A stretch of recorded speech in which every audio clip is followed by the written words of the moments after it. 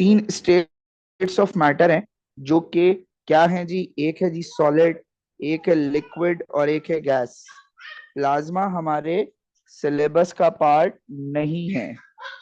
अगर सॉलिड की बात करें तो तमाम मॉलिक्यूल्स एक दूसरे के करीब होंगे, टाइटली पैक्ड होंगे, क्लोज ओरिएंटेशन होगी, यानी स्ट्रक्चर बहुत करीब करीब होगा, हाईएस्ट इंटरमॉलिक्यूलर फोर्सेस होंगी, fix density, fix shape, fix volume, solid structure, molecules tightly packed या स्ट्रॉन्गेस्ट इंटरमॉलिक्यूलर फोर्सेस आपने पढ़ा है। अगर लिक्विड की बात करें तो फ्रॉम केमिस्ट्री वी नो कि मॉलिक्यूल्स क्लस्टर में एग्जिस्ट करते हैं, मॉलिक्यूल्स के दरमियान का डिस्टेंस थोड़ा सा ज्यादा है, स्ट्रक्चर लेस है, यानी वो लिक्विड का कोई अपना स्ट्रक्चर नहीं है, कोई फिक्स ओरिएंटेशन नहीं है, कोई फिक्स शेप नहीं है, कोई फिक्स डेंसिटी नहीं है। जिस लिक्विड में, जिस कंटेनर में डालोगे उस कंटेनर का वॉल्यूम, उस कंटेनर की जो वॉल्यूम होगा वो इख्तियार कर लेगा। अच्छा, कोई फिक्स डेंसिटी नहीं है, ठीक है। आपके पास लेस इंटरमॉलिक्यूलर फोर्सेस हैं। जबकि गैसेस की बात की जाए तो गैसेस में मॉलिक्यूल्स फारदेस्ट अपार्ट हैं, जिसकी वजह से लीस्ट इंटरमॉलिक्यूलर फोर्सेस हैं। इनमें मॉलिक्यूल्स डिस्टेंट होते हैं, कोई शेप फिक्स नहीं है, कोई वॉल्यूम नहीं है। यानी आप जिस कमरे में बैठे हुए हैं या मैं जिस कमरे में बैठा हुआ हूँ, इस कमरे में जो वॉल्यूम ऑफ गैस है वो इस कमरे का वॉल्यूम है। क्या यहां तक बात समझ में आती है जी? अब आते हैं जी हम इसके बाद थर्मल प्रॉपर्टीज से पहले ट्रांसफर ऑफ थर्मल एनर्जी पे। This is your next chapter. ये क्या कह रहा है आपसे कि भाई तीन तरीके से थर्मल एनर्जी आप एक पॉइंट से दूसरे पॉइंट तक कंडक्ट कर सकते हैं। पहले ये बताइए यस या नो करके कि आप लोगों को kinetic theory of matter clear है?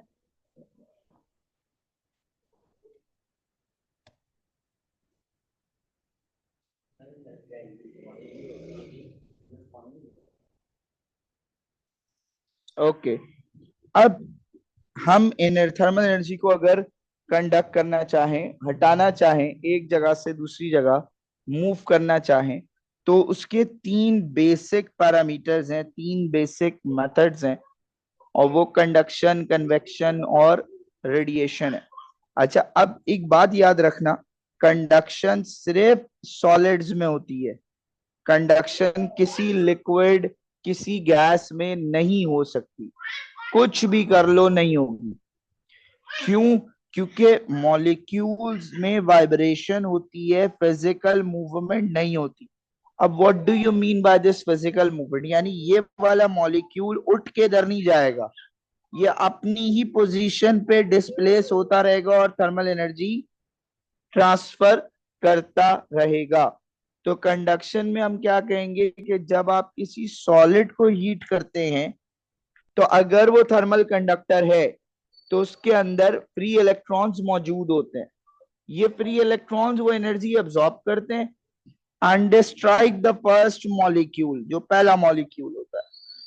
कोलिजन की वजह से एनर्जी ट्रांसफर होती और एक वाइब्रेशनल प्रोसेस स्टार्ट होता है, जो कि ए से लेके बी तक सिर्फ सॉलिड में मॉलिक्यूल्स की एनर्जी ट्रांसफर होती है। क्या ये बात समझ आती है जी? क्या ये क्लियर है to all the students?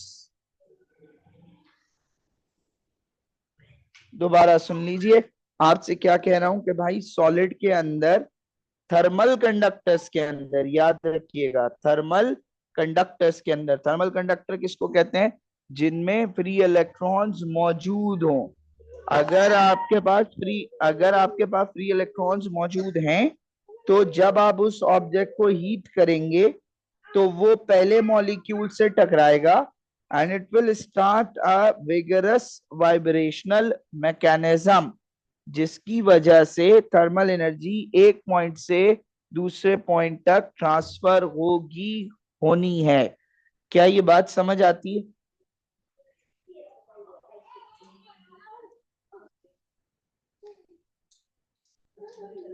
I would like to receive your responses.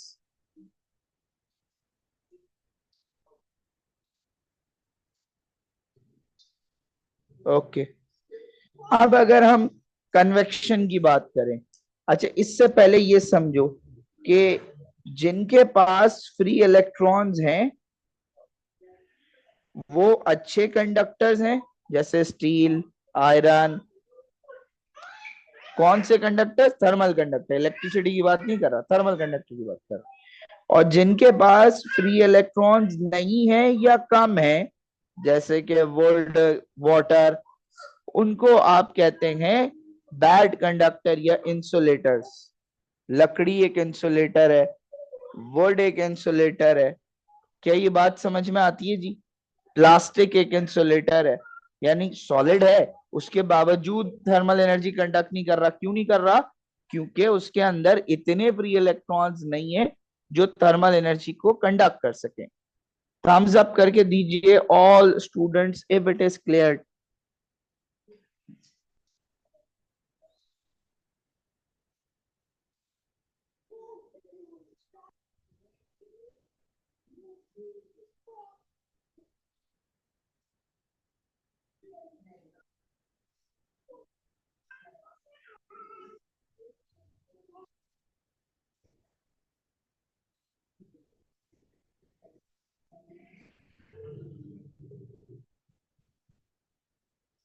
Done.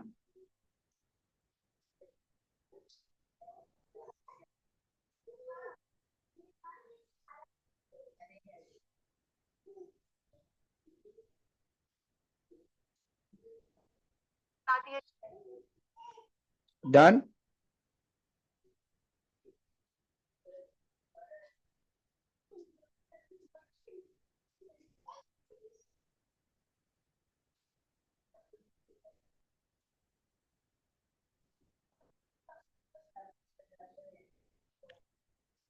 Okay जी, अब अगर हम आगे बढ़ें,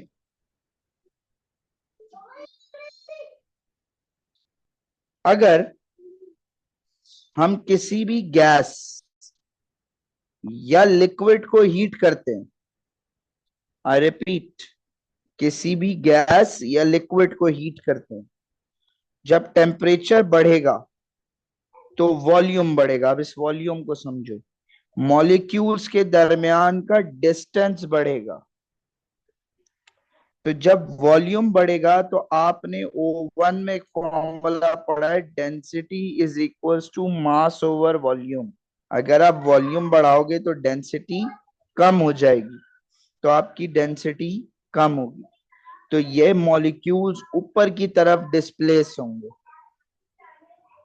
अगर आप टेम्परेचर बढ़ा रहे हैं तो मॉलिक्यूल्स के दरमियान का डिस्टेंस बढ़ेगा, उस डिस्टेंस के बढ़ने की वजह से डेंसिटी कम होगी, उस डेंसिटी के कम होने की वजह से मॉलिक्यूल्स ऊपर की तरफ जाएंगे। क्लियर? यस या नो?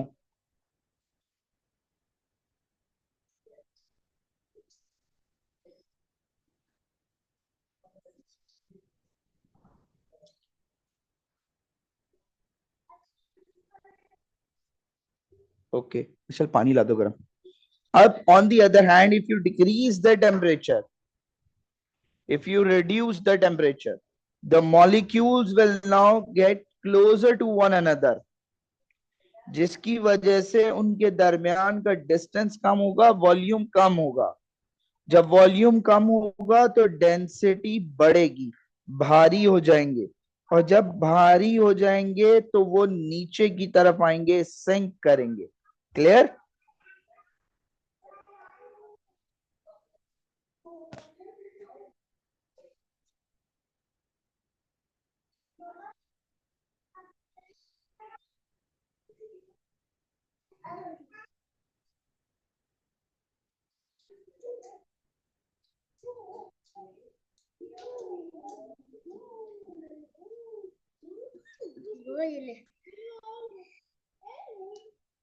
डन।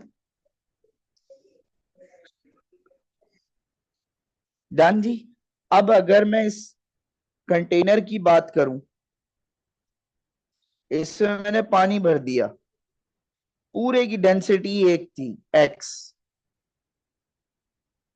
मैंने इसको यहां से हीट करना शुरू किया, दो सेक्शन बन गए, एक सेक्शन ए, एक सेक्शन बी। ए जो था वो थर्मल सोर्स से करीब था, तो इसका टेम्परेचर जल्दी बढ़ेगा, यहाँ के मॉलिक्यूल्स एक दूसरे से दूर जाएंगे, इनकी डेंसिटी कम होगी, तो यहाँ के मॉलिक्यूल्स ऊपर जाएंगे और ऊपर वाले मॉलिक्यूल्स नीचे आएंगे। क्या ये बात समझ में आती है?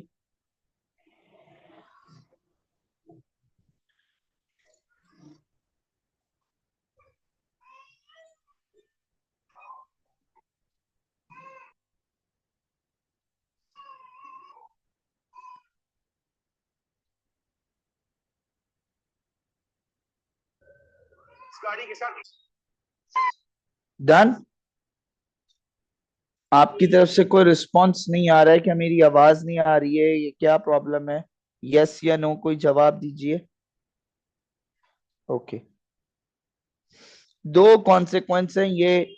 आ, पाकिस्तान स्टडीज में भी पढ़ाते हैं, पता नहीं कौन सा टॉपिक है, जिसमें लैंड ब्रीज और सी ब्रीज होता है, कि भाई अगर आपके पास ये लैंड है और ये सी है,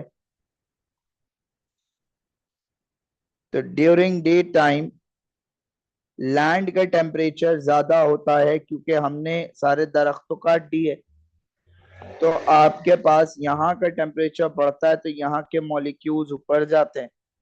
वाटर पुअर कंडक्टर है, तो वाटर यानी सी से हमारे पास ठंडी हवा आती है, और रात में इसका रिवर्स होता है। क्या ये बात समझ में आती है जी?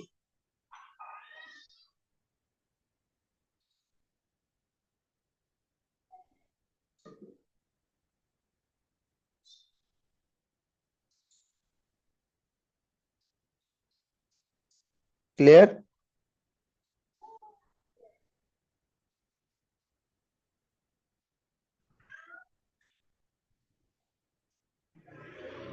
क्लियर जी यहां तक? अच्छा जी। रेडिएशन ये वो वाहिद चीज है जिसको मॉलिक्यूल्स की जरूरत ही नहीं है। ना इसमें वाइब्रेशन होती है, ना इसमें मूवमेंट होती है। ये है एक तरह से, आप समझें, मॉलिक्यूल्स हों तब भी हो जाएगा, मॉलिक्यूल्स नहीं हो तब भी हो जाएगा।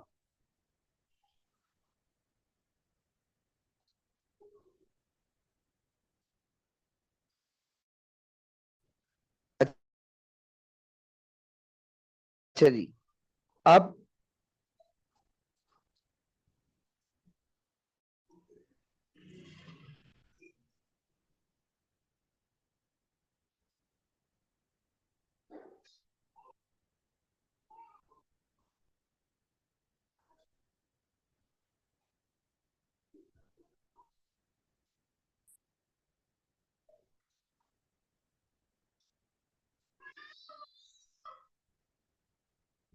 आगे चलें जी। अब सूरज पर और हम यहाँ हैं, सूरज और हमारे बीच में वैक्यूम है। वैक्यूम का मतलब होता है जीरो मॉलिक्यूल्स। तो थर्मल एनर्जी जो सूरज से जमीन तक आ रही है, it is in the form of radiation. और जमीन के अंदर भी जितने ऑब्जेक्ट्स हैं जिनका टेम्परेचर ज्यादा होता है, वो भी आपके पास रेडिएशन ही कर रहे होते हैं। हीट सीकर मिसाइल्स और थर्मल सेंसर्स, ये सब आप जानते हैं इस बारे में। अगला है आपके पास गुड और bad emitter, absorber and reflector. अगर आपके पास एमिटर की डेफिनेशन मांगी जाए, तो एमिटर की डेफिनेशन होती है जो अपनी इंटरनल एनर्जी बाहर निकाले।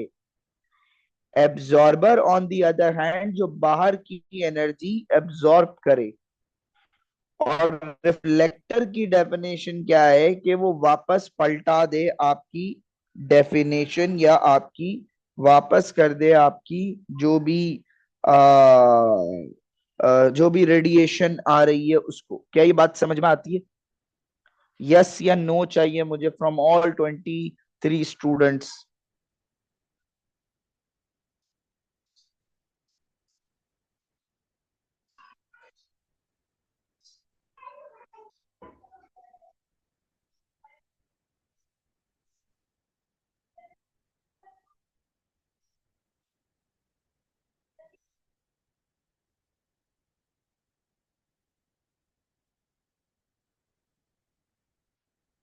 Done. Done.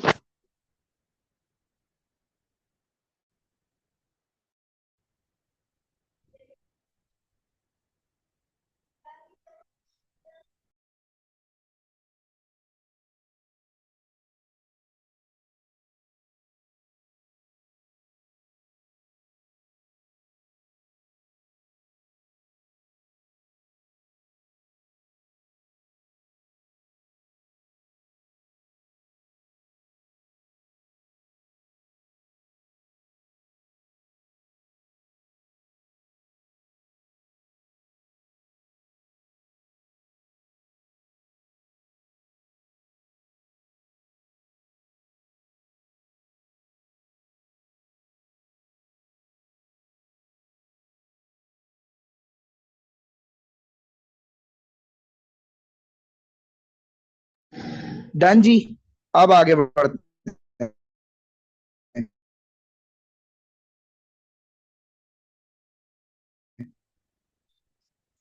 White colour, shiny surface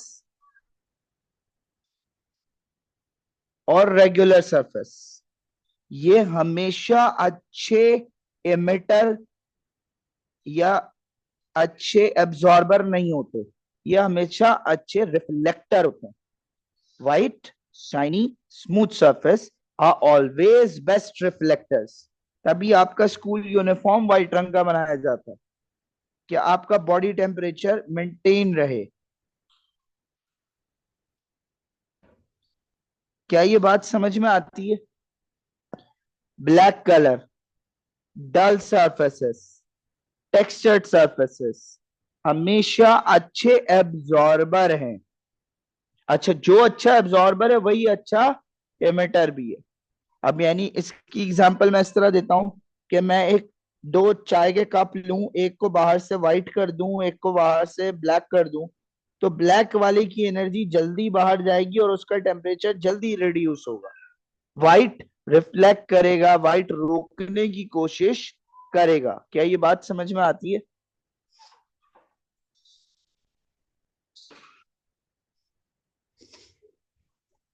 अब इसी मैकेनिज्म पर दो इंस्ट्रूमेंट है।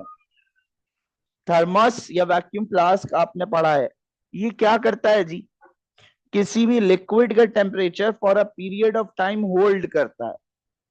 अब मैं कहता हूं कि भाई ये एक लिक्विड है जिसका टेम्परेचर मुझे रखना है 75 डिग्री सेंटीग्रेड एग्जाम्पल के तौर पे। तो मैं अब इससे क्या चीज रोकने की कोशिश करूंगा? मैं उन मेथड्स को रोकने की कोशिश करूंगा जिनसे थर्मल एनर्जी ट्रांसफर हो सकती। अगर वो रुक गए तो मेरे पास थर्मल एनर्जी की मूवमेंट रुक गई, तो मेरा टेम्परेचर अपनी जगह रहेगा। अब ये कैसे करूंगा?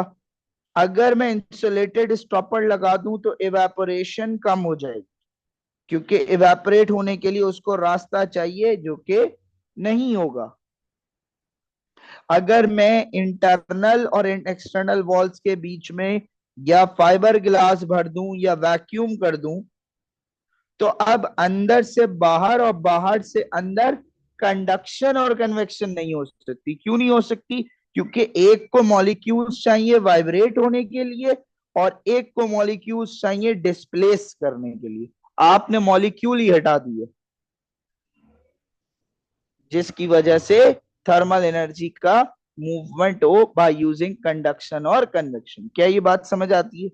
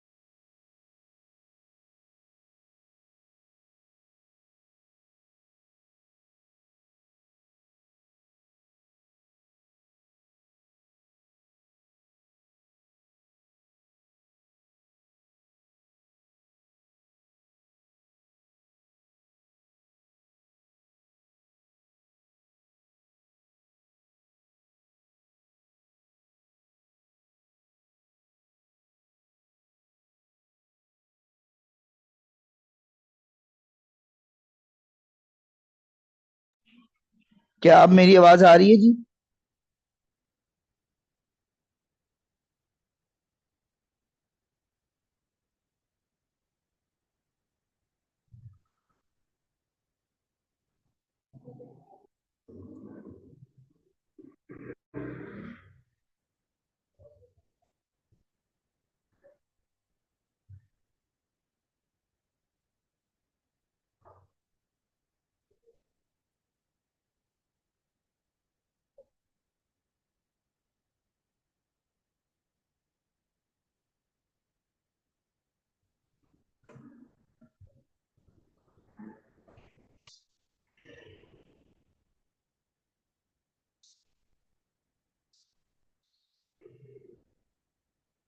Done ji.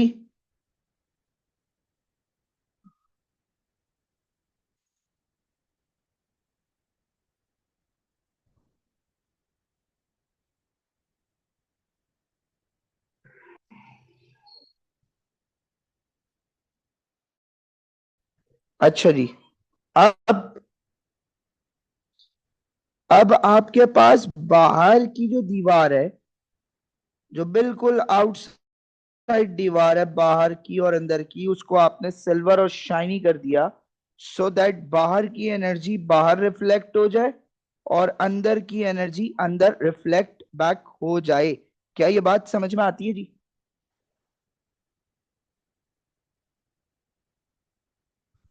It's not at all necessary कि आपने लो प्रेशर, किस तरीके से लो प्रेशर, आप कोई न्यूमेरिकल वैल्यूज थोड़ी कर रहे हैं। You just creating a vacuum. Vacuum, और in other words, perfect vacuum तो हम क्रिएट कर भी नहीं सकते। तो हम या तो उसके अंदर फाइबर ग्लास डालते हैं या कोई इंसुलेशन के और इंस्ट्रूमेंट्स डालते हैं। तो in your book it is written as vacuum, but in practical we don't basically use vacuum, क्योंकि वैक्यूम करा नहीं जा सकता ना। क्लियर? अच्छा जी। अब आते हैं अगले इंस्ट्रूमेंट, सोलर पैनल पर। एक सोलर पैनल आपने पढ़ा है, सोलर पैनल आपने ये कहा कि जी वो जो है आपके पास कैसा इंस्ट्रूमेंट जो थर्मल एनर्जी एब्जॉर्ब करके पानी को गर्म करे। एक वैक्यूम सोलर पैनल आप लाइट प्रोडक्शन वाला पढ़ते हैं, इससे उसका कोई ताल्लुक नहीं है। तो आपके पास बेस पूरा ब्लैक होता है, क्योंकि अभी अभी आपने पढ़ा कि ब्लैक कलर जो है वो बेस्ट एब्जॉर्बर होता है। और आपके पास जो मेटल के पाइप्स होते हैं वो थर्मल एनर्जी को कंडक्ट करते हैं, तो इससे आपके पास पानी एफिशिएंटली गर्म हो जाता है। छोटे वाले जो इस गीजर आजकल आ रहे हैं वो इसी वर्किंग पे बने हुए। क्लियर जी? मुझे यस या नो का जवाब चाहिए, क्योंकि now we are moving towards the last topic, that is thermal properties, and then we will move to questions.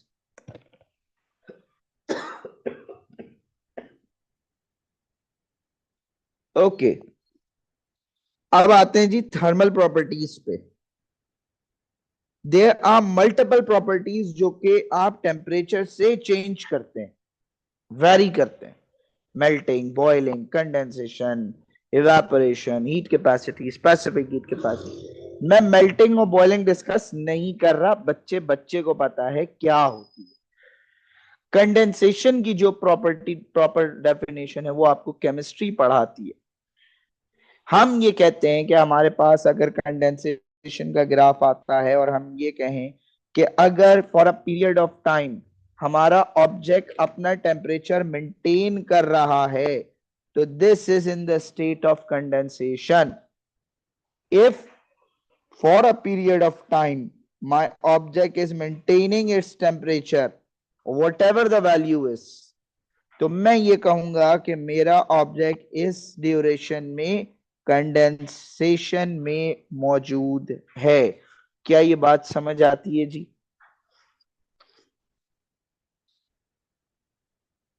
Yes या नो प्लीज। ओके। अगर हम इवेपोरेशन की बात करें, देखें किसी भी लिक्विड में दो तरह के मॉलिक्यूल्स होते हैं। एक होते हैं हाई एनर्जी मॉलिक्यूल जो बिल्कुल लेयर के साथ साथ होते हैं क्योंकि उनकी एनर्जी ज्यादा है, और एक होते हैं जिनकी एनर्जी कदरे कम होती है, कंपैरेटिवली कम होती है। अब जिनकी एनर्जी ज्यादा है वो इवेपोरेट कर जाते हैं, बाहर निकल जाते हैं, जिसकी वजह से लिक्विड भी कम हो जाता है, टेम्परेचर भी कम हो जाता है। भाई देखो, अगर 10 मॉलिक्यूल थे, 5 इवेपोरेट कर गए, तो आपके पास वॉल्यूम भी कम हो गया और आपका टेम्परेचर भी कम हो गया, क्योंकि जो हाई एनर्जी मॉलिक्यूल्स थे वो तो चले गए। तो अब अगर वो चले गए तो पीछे जो है मॉलिक्यूल्स हैं उनकी एनर्जी कम है ना, तो टेम्परेचर तो कम होगा। इवेपोरेशन हमेशा सरफेस से होती है, बॉइलिंग हमेशा थ्रू आउट द लिक्विड होती है। इवेपोरेशन को कभी किसी किस्म की एक्सटर्नल एनर्जी की जरूरत नहीं है। बॉइलिंग बगैर एक्सटर्नल एनर्जी के नहीं हो सकती। इवेपोरेशन किसी भी टेम्परेचर पर हो जाएगी, सर्दियों में हो जाएगी। बॉइलिंग हमेशा 100 डिग्री पे ही होगी अगर पानी है तो। क्लियर यहां तक बात? मोहम्मद मेहदी साहब, आप क्रेडो वाले हैं या टीपी नॉर्थ वाले?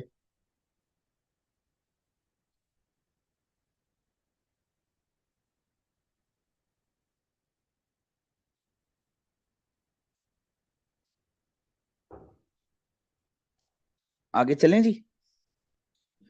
अब ये कुछ फैक्टर्स हैं। भाई अगर आप सरफेस एरिया बढ़ा रहे हैं आपकी इवेपोरेशन बढ़ जाएगी। आप अगर टेम्परेचर बढ़ा रहे हैं आपकी इवेपोरेशन बढ़ जाएगी। आप विंड स्पीड बढ़ाएंगे, इवेपोरेशन बढ़ जाएगी। तो एक, दो, तीन, ये है नेचुरल प्रोसेसेस, नेचुरल फैक्टर। ये है आपके पास मैन मेड फैक्टर, जिसमें सरफेस एरिया है। जो आपके पास डेप्थ है उसका कोई इफेक्ट नहीं होता, ये चेंज नहीं कर सकते आप। क्लियर?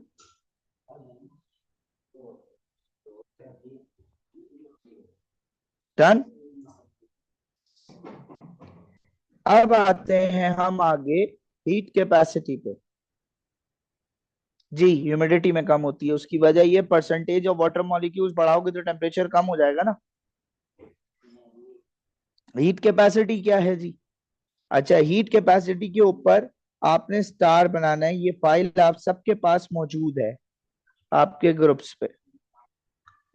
अगर आपके पास किसी भी ऑब्जेक्ट को लो, वो किसी भी साइज का हो, किसी भी मास का हो, किसी भी वॉल्यूम का हो, किसी भी शेप का हो, उसका टेम्परेचर 1 डिग्री बढ़ाने के लिए जो एनर्जी आपने सप्लाई करी उसको कहते हैं हीट कैपेसिटी। ना आपने मास देखा, ना आपने साइज देखा, ना आपने शेप देखी, ना आपने वॉल्यूम देखा, बस आपने कोई भी एक रैंडम ऑब्जेक्ट उठाया, वाटर, कॉपर, ब्रास, तो आपके पास क्या हुआ? हीट एनर्जी बढ़ाई। तो आपके पास 1 डिग्री सेंटीग्रेड बढ़ाने के लिए जो एनर्जी आपने सप्लाई करी वो कहलाएगी हीट कैपेसिटी। क्या ये बात समझ आती है?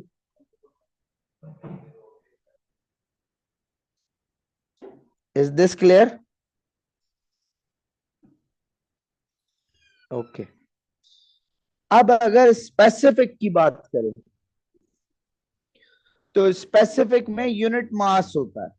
अब आप पूरे की बात नहीं कर रहे, अब आप एक न्यूमेरिकल वैल्यू की बात कर रहे हैं। 1 ग्राम, 10 ग्राम, 200 ग्राम, 1 किलोग्राम, 100 किलोग्राम। पहले आप कोई न्यूमेरिकल वैल्यू की बात ही नहीं कर रहे थे, आप कह रहे थे किसी भी साइज का उठाओ, उसका टेम्परेचर 1 डिग्री बढ़ाने के लिए जो एनर्जी सप्लाई करी वो हीट कैपेसिटी। अब आप क्या कह रहे हैं? नहीं भाई, पूरे ऑब्जेक्ट की बात नहीं कर रहा। अब मैं कह रहा हूं एक न्यूमेरिकल वैल्यू। वो 1 ग्राम हो सकता है, वो 10 ग्राम हो सकता है, वो 100 हो सकता है, वो 1 किलोग्राम हो सकता है, कोई भी एक न्यूमेरिकल वैल्यू। क्या यहां तक ये बात समझ आती है? अब आते हैं जी आगे। यहाँ एक चीज और आप सबको समझाना था, और वो है आपके पास, यहाँ कर देता हूं। ये बहुत जरूरी है कि आपको ये कराया जाए।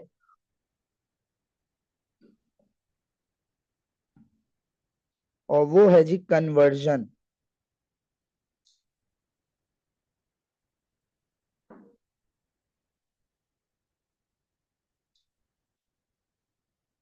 Centigrade to kelvin.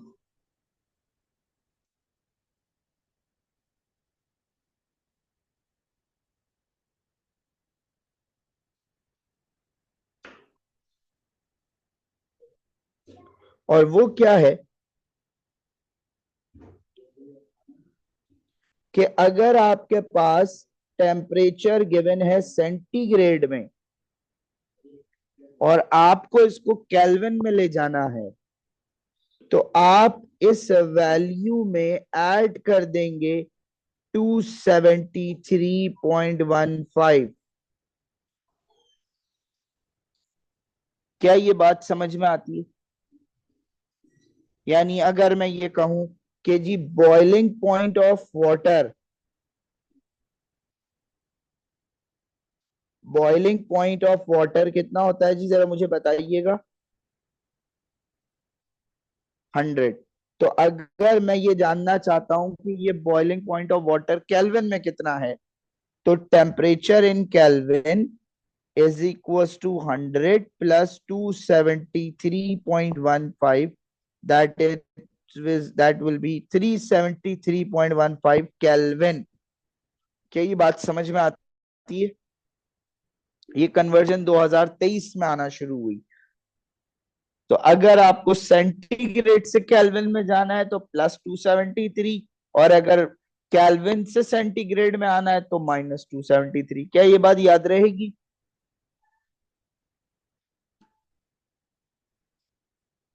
ये वो पॉइंट था जो हमारा मिसिंग था। अब आते हैं जी क्वेश्चंस पे।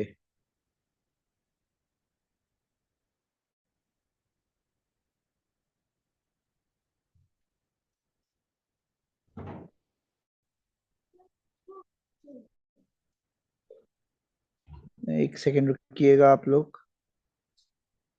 ये रहा जी।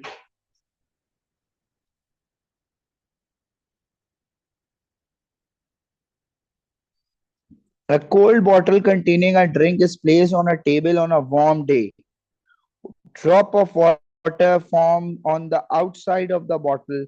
Which process causes the drops to form? कोई बता सकता है जी? एक गर्म पानी की बोतल, ठंडे पानी की बोतल आपने बाहर रख दी, ये नॉर्मल होता है आपके साथ, ठीक है। फ्रीजर से पानी की बोतल निकाल के टेबल पे रख दें, और आपके पास थर्मल एक्सपेंशन निहाल अभी करा रहा हूं मैं, ठीक है। तो आपके पास क्या होता है वो उसके बाहर फ्यूम्स बनना शुरू हो जाते हैं, that is due to condensation. Clear है जी?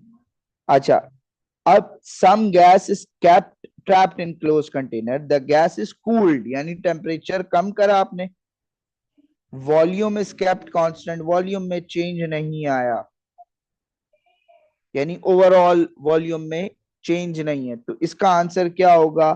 दे will get closer to one another. अभी अभी पढ़ के आए ना आपके, जब आप टेम्परेचर बढ़ाते हैं तो वॉल्यूम बढ़ता है, जब आप टेम्परेचर कम करते हैं तो वॉल्यूम कम होता है, यानी मॉलिक्यूल्स करीब आते हैं। अब आते हैं जी, ये तो थर्मल प्रॉपर्टी ट्रांसफर आ गया। हाँ, samples of 4 different materials at room temperature are heated and from below, and heat is transferred upwards. In which material is all of the heat transferred by the vibrational of molecules? Vibration का मतलब क्या था? Conduction. Conduction का मतलब क्या था बेटा? Solids. क्योंकि लिक्विड और गैस में कंडक्शन कोई नहीं करा सकता। एयर नहीं, मरकरी नहीं, वाटर नहीं। तो C is the right answer, rubber यानी के सॉलिड। अब वो क्या कह रहे हैं, the diagram shows four identical cans with their outside surfaces either polished silver और पेंटेड डल ब्लैक। अब सिल्वर का मतलब रिफ्लेक्टर और पेंटेड ब्लैक का मतलब absorber. each contain each can contains the same value of water at in same temperature। सबका temperature 80 है जी।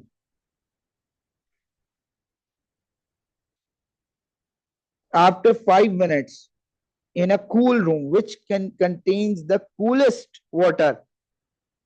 बताइए जी, वो जिसके ऊपर ढक्कन लगा है वो, या जिसके ऊपर ढक्कन नहीं है वो। ढक्कन लगा है, वेपोरेशन कम हो जाएगी। ढक्कन नहीं है, वेपोरेशन भी हो रही होगी। ब्लैक सरफेस है, जल्दी एमिट आउट कर रहा होगा। सिल्वर सरफेस है, रोक रहा होगा। तो right answer is a. A dish of liquid is left on a laboratory bench, some of the liquid evaporates। क्यों होती है evaporation? क्योंकि हाई एनर्जी मॉलिक्यूल्स जो हैं वो स्केप कर जाते हैं, पीछे किसको छोड़ देते हैं, लो एनर्जी मॉलिक्यूल्स को। ना ये वार्म होता है, ना ये इसका टेम्परेचर ऑटोमेटिकली बढ़ता है, इसका टेम्परेचर कम होता है। क्यों? क्योंकि फास्टर मूविंग मॉलिक्यूल्स हमेशा बाहर चले जाते हैं। अब आपसे क्या कह रहा है वो, solid wax is melting in a boiling tube and then allowed to cool. The graph shows the cooling curve. X Y के बीच में क्या हो रहा होगा? मुझे जरा कंडेंसेशन की डेफिनेशन तो बताएं जरा पहले, क्या होता है कंडेंसेशन की? केमिस्ट्री की डेफिनेशन क्या है वो? Gas to liquid, gas to solid, क्या है वो बताएं जरा। Gas to liquid. तो आपके पास, आप एक वैक्स को मेल्ट कर रहे हैं और हाँ liquid form, perfect, right answer is D. अच्छा जी, ये ice point steam mike thermocouple आपका सिलेबस नहीं है। हाँ, a heater is designed to radiate thermal energy which change to the design decrease the thermal energy emitted by radiation। यानी आपको thermal energy कम करनी है। डार्कर कलर्ड सरफेस नहीं, higher surface temperature no, larger surface area no, shiny surface लगाओगे तो radiation कम होने के चांसेस हैं, क्योंकि रेडिएशन किसी और चीज से नहीं रुकती। इसीलिए the right answer is D. अच्छा, ये वर्क एनर्जी पावर में बॉयल्स लॉ पढ़ेंगे। अच्छा, आगे आते हैं। ये देखिए, वैसा ही ग्राफ आ गया। वो आपसे क्या कह रहा है कि भाई एक हॉट लिक्विड है जिसको बीकर में डाला गया, टेम्परेचर टाइम का ग्रेडियंट ग्राफ बना दिया। वो कह रहा है एक्स क्या है। अब आपने पहला ऑप्शन जो ढूंढना है वो देखना है समथिंग टू लिक्विड, है ना? ये आपकी केमिस्ट्री कहती है। लेकिन अगर ये आंसर ना हो, ऑप्शन में अवेलेबल ना हो, तो your next possible perfect answer is condensation. क्या ये बात समझ में आती है? इवेपोरेशन कैसे होगा भैया? क्लियर? अच्छा जी, वो क्या कह रहे थे, diagram shows a room seen from above. ऊपर है, ग्लास विंडो है, फायर प्लेस है, चिमनी है, कारपेट लगाई हुई है, दरवाजा है, सॉलिड वॉल है। रूम के किनारे पर चिमनी में आग लगाई हुई है जहां से वो वेस्ट गैस निकल रही है। Where is the most heat lost by convection? हाँ, वो तो पानी फेंकोगे तो होगा ना। The right answer is chimney, क्योंकि यहाँ कन्वेक्शन सबसे ज्यादा हो रही होगी ना। चिमनी वो जो बाहर निकली हुई होती है। अच्छा, इसके बाद आते हैं rate of which factors increase the rate of evaporation of a liquid? Increasing the temperature, yes. Increasing the surface area, yes. Increasing its depth, no. Depth का कोई फैक्टर है ही नहीं। तो the right answer is B. अच्छा जी, अब आपके पास फॉर्मूला स्पेसिफिक हीट कैपेसिटी मांग रहा है। क्या क्या दे दिया जी आपको? थर्मल एनर्जी दे दी, आपको मास दे दिया, आपको डिफरेंस ऑफ टेम्परेचर दे दिया, सी मांग रहा है। फॉर्मूला आपने पढ़ा है, Q is equal to M C delta T. इसको अगर सब्जेक्ट बनाओगे तो बन जाएगा C is equal to Q over M delta T. क्या वेरीफाई करें? आंसर 130 आ रहा है।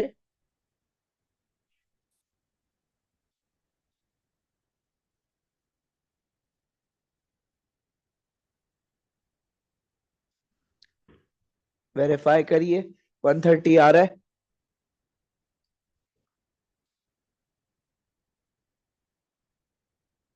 आगे चलते हैं जी। अब जरा एक और टॉपिक है जो हमारा लास्ट टॉपिक है, and the name of the topic is thermal expansion. Thermal expansion ये कहती है कि जब आप किसी भी ऑब्जेक्ट का टेम्परेचर बढ़ाते हैं, सॉलिड का, तो उसका जो टेम्परेचर बढ़ाने पर वो एक्सपेंड करता है, और अगर आप टेम्परेचर कम करते हैं तो वो कॉन्ट्रैक्ट करता है, श्रिंक करता है। इसके मल्टीपल यूजेस आपने पढ़े हैं, ओवरहेड ब्रिजेस पढ़ा है, स्लैक बिटवीन ओवरहेड केबल्स पढ़ा है आपने, वायर का पढ़ा है आपने, जो है वो गिलास का पढ़ा है आपने, स्टीयरिंग के कवर्स जो होते हैं गाड़ियों के उनको देखा है आपने। आप यूजुअली अपनी गाड़ी का कोई एक शीशा हल्का सा नीचे रख करके जाते हैं कि अंदर गैस ना बने जिससे क्रैक पड़ जाए शीशे पे। अब वो यहाँ क्या कह रहा है? वो यहाँ कह रहा है कि भाई एक कोई बोतल है, उसका ढक्कन नहीं खुल रहा था, उसने क्या करा, गर्म पानी डाला और वो खुल गया। क्यों खुल गया माहिर असलम साहब? बिकॉज, हाँ, बायोमेटालिक स्ट्रिप। तो वो क्यों खुल गया? क्योंकि वो टेम्परेचर बढ़ने पर एक्सपेंड हुआ, उसके अंदर चेंज आया और उसने अपनी जगह छोड़ दी, जिसकी वजह से वो कवर खुल गया। तो इसका आंसर एक्सपेंशन है। क्लियर?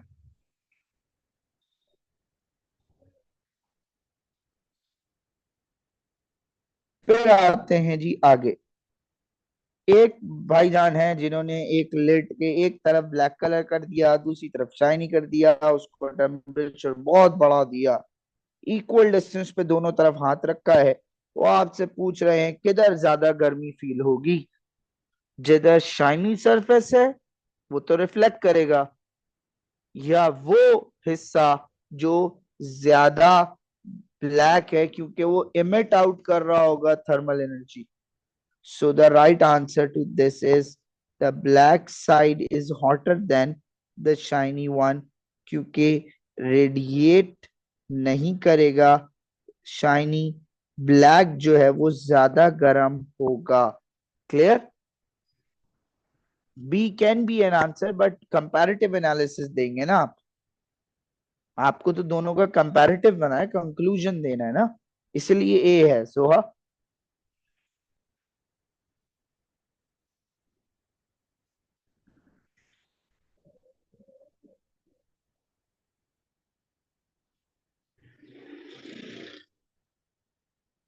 डन।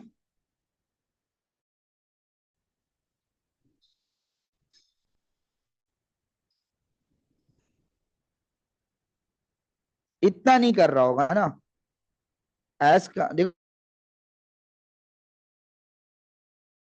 तो कंपैरिजन देखते हैं ना आप तो क्यों डी क्यों नहीं हो सकता? रुको जरा, द शाइनी साइड। हाँ, तो वो आप, हीट आपके लिए ज्यादा मैटर करती है या ठंडा होना? आपको ज्यादा जल्दी क्या फील होगा? लेकिन इतनी रिफ्लेक्ट कर रहा होगा कि कम होगा ना वो रेडिएशन, हीट ज्यादा जल्दी फील होगी। हाँ जी, ये सवाल। The diagram shows a cross section through a rain water पडल फॉर्म्ड इन शैलो होल। एक गाढ़ा था, उसमें पानी भर गया, कराची की सड़कें हैं जी। तो वो कह रहा है कि कुछ देर बाद एयर टेम्परेचर, विंड स्पीड और विंड डायरेक्शन सब बराबर रहे, उसके बावजूद रेट ऑफ एवेपोरेशन के साथ क्या होगा? क्योंकि इवेपोरेशन किसी भी टेम्परेचर पर हो जाती है, बढ़ाया जा सकता है, लेकिन यहाँ उसने तीनों फैक्टर कांस्टेंट कर दिए। तो इवेपोरेशन होगी और आहिस्ता आहिस्ता जो पानी है वो इवेपोरेट कर जाएगा और आखिर में आपके पास गढ़ा नजर आएगा, जो इस वक्त आपको गुलशन की सारी सड़कों पे नजर आता है आफ्टर द रेन। तो वो चीज इसीलिए कि इवेपोरेशन कम होगी, क्योंकि सरफेस एरिया कम हो रहा है। पहले ज्यादा एनर्जी वाले मॉलिक्यूल्स निकले, फिर उससे ज्यादा, फिर उससे कम, फिर उससे कम, तो आखिर में बहुत कम बचा है। क्या यहाँ तक ये बात समझ आती है जी आप सबको?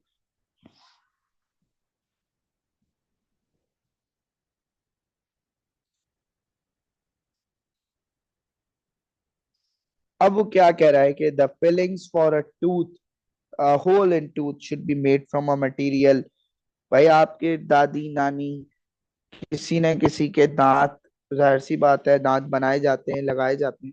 तो वो ये कह रहा है कि वो जो जो मटेरियल होना चाहिए वो कौन सा होना चाहिए, जो एक्सपेंड ज्यादा करे, जो एक्सपेंड ना करे, या वो क्या करे, वो जब आप गर्म खाना खाएं तो वो क्या हो।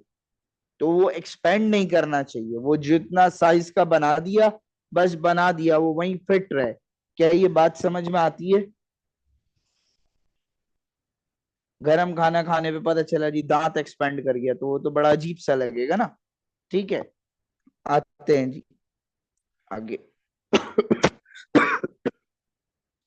अब वो क्या कह रहा है आपसे कि उसने कन्वेक्शन करंट फॉलो फॉर्म करना है, किस पॉइंट पे हीट करे, सबसे लोअर मोस्ट पॉइंट पे हीट करेगा तो यहाँ का टेम्परेचर बढ़ेगा, वॉल्यूम बढ़ेगा, डेंसिटी कम होगी, और यहां से ऊपर जाएगा ना, और ऊपर वाले नीचे आएंगे। ऊपर वालों को हीट करने का क्या फायदा, वो तो कोई लॉजिक ही नहीं है। तो आप किसको हीट करेंगे? एक्स को। और अगर आपके पास एक्स को हीट नहीं कर सकता आप, तो बिल्कुल इसके ऑपोजिट वाई को कूल डाउन करना शुरू करो, तो एक्स का टेम्परेचर ऑटोमेटिकली बढ़ जाएगा। क्या ये बात समझ में आती है?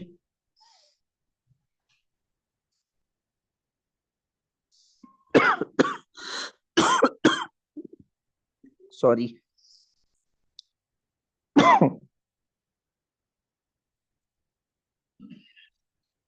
इसका आंसर बताएं जी, जरा पानी पी लो।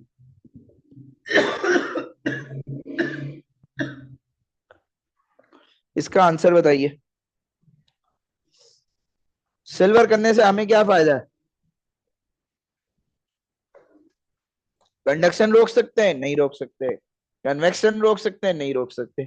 सिर्फ और सिर्फ रेडिएशन कम करने की कोशिश कर सकते हैं, रेडिएशन खत्म नहीं कर सकते। याद रखिएगा, सिल्वर करने से, शाइनी करने से, शीशा लगा दो उसमें, रेडिएशन नहीं रुकेगी।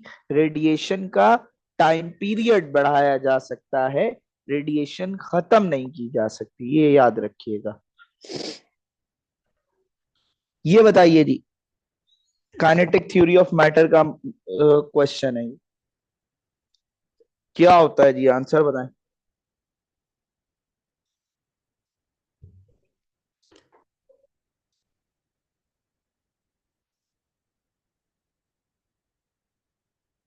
बी कैसे?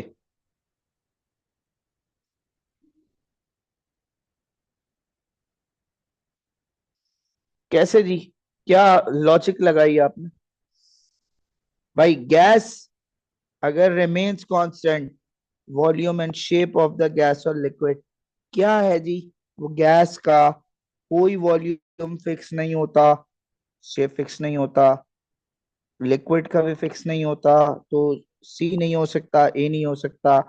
लिक्विड का वॉल्यूम फिक्स नहीं है, शेप फिक्स है, लाहौल वाला कुव्वत। B is the right answer.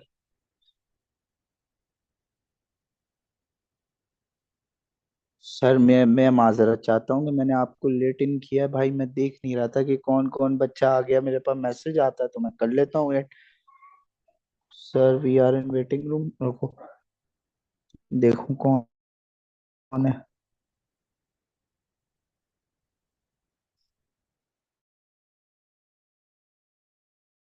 अच्छा जी, आगे। अब एक्सेल है एक बहुत बड़ा, जिसको एक होल के अंदर फिट करना है, क्या करोगे? ठंडा करके कर दें? थर्मल एक्सपेंशन का सवाल है। हाँ। नहीं, एक्सेल ठंडा करने से कुछ होगा ही नहीं। दोनों चीजें हीट करनी है आप। दोनों चीजें हीट करोगे, दोनों चीजें एक्सपैंड करेंगी, दोनों का साइज बढ़ेगा, तो आराम से वो फिट होगा। So the right answer to this question is D. ये वाला करके दें जी।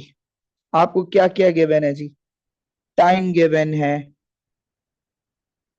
अच्छा, यहाँ आपको पावर गिवन है, एनर्जी गिवन है। ठीक है।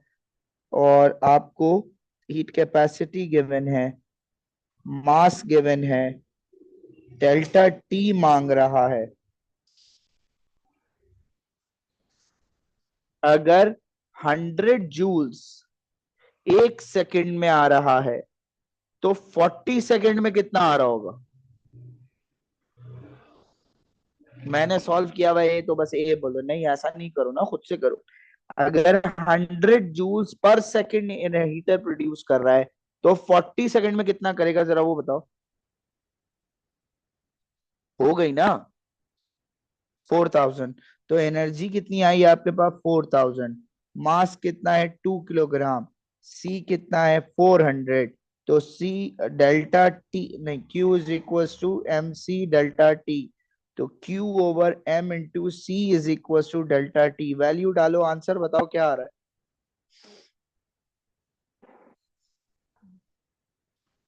5 आ रहा है। फाद, थर्मल एनर्जी ये क्यू है। ये बताएं जी। In a vacuum flask, which methods of heat transfer are prevented by vacuum? The right answer is only conduction and convection. Vacuum से रेडिएशन कब रुकती है भाई? ए बी सी डी सारे लिख दो तुम। क्लियर? आगे चलते हैं जी। अच्छा, एक स्विमर है जी, स्विमिंग पूल से बाहर आया गर्म ड्राई डे पे। जैसे ही बाहर आया, उसको ठंड लगने लग गई। क्यों ठंड लगने लग गई भाई? क्यों ठंड लगी भाई?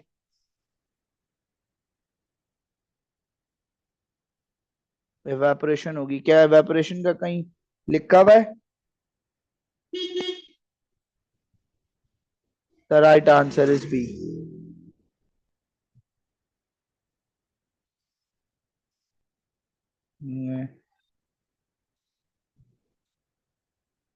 ये और ये करके दें। 51 52 अपने इसमें चैट बॉक्स में 51 52 का आंसर लिख के। ऐसे कैसे पता लगेगा? 51 ए, 52 बी, 51, इस तरह करके लिखो। सब जल्दी लिख के। 30 students are here right now.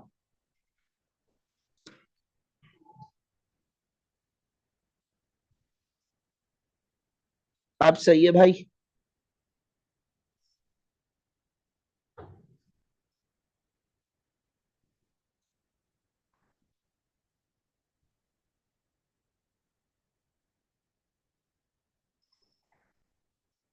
51 B, 52 D.